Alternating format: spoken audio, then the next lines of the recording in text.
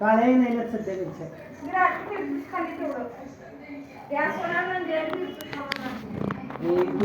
की सकाळी त्यानं मी म्हटलं म्हणजे जेवणाने का परत येत नाही. जेवून जाऊ का आखरी बिस्किट तर खाऊन जाऊ. नाही काय काय ना खाल्लेला आहे का तू? काय काय ना खाल्लेला आहे का तू? सकाळी जेवण आहे का उलट डोसकं दुखतंय. चहा प्यायला की नका चांगलं वाटते आणि पुन्हा केसात येते माणूस. चहानं काय भूक मारते उगं. चहा बी पेन नव्हती सकाळी.